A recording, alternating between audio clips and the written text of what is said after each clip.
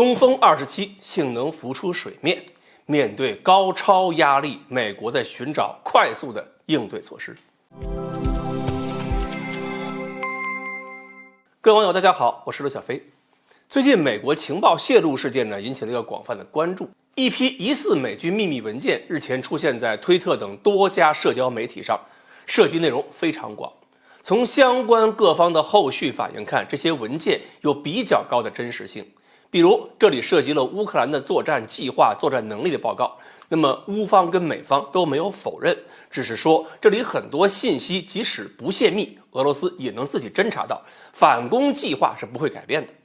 还有美国监听韩国政府高层的情况，不过韩国说过去也曾发生过多起这样的事件，但是没有达到根本上动摇韩美关系的程度。韩美同盟坚固，只要在电影里边表现一下对美国大使的强硬就可以了。还有涉及中国的部分，有段挺有意思，说中国试射了一种新型的高超音速导弹，美国判断这就是传说中的东风27。试射中，导弹飞行了12分钟，飞行距离2100公里，算下来速度相当于海平面高度的8.6马赫。如果考虑到飞行是在高空的，而高空的音速跟海平面又不一样，所以实际飞行高度的马赫数会更高，肯定在9马赫以上。我觉得呢，这个信息应该也是比较准的，毕竟这种发射实验，它的弹道高度跟速度决定了周边国家的雷达监测网络都能监测到，并且能够测算出比较准确的数据。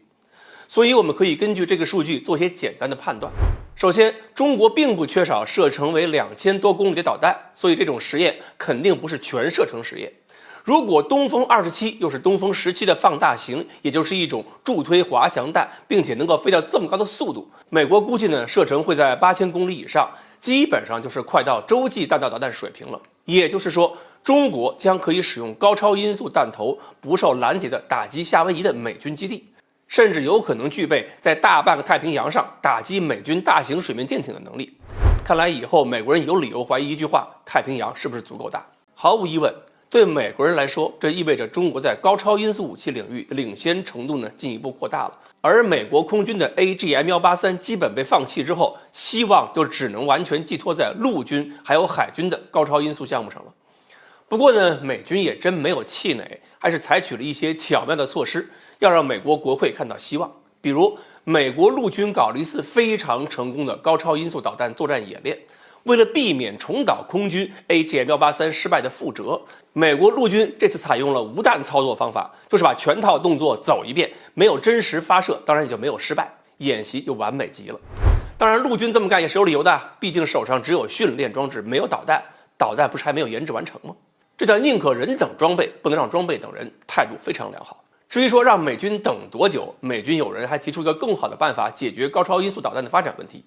都说5马赫是高超音速的标准，但这个标准毕竟也是人定的。美军说现在对5马赫这个标准不是很感兴趣了，4马赫多一点应该也是够用的。重新定一下高超，那不就容易实现了吗？换个角度考虑问题，道路一下就宽了。那么4马赫什么概念？中国广东空间科技研究院这么一个民营的科研机构，去年就在珠海航展上展出了高速无人机原理样机。几百公斤的小东西，实验中就达到过飞行速度3.7马赫，航程500公里左右。所以，也许再过一段时间，美国人努力就能追赶广东的民营企业了。至于说广东这个研究院展出的更大型号的鸣笛22无人机，设计指标是7马赫，对美国人来说，目标就可能有点太高。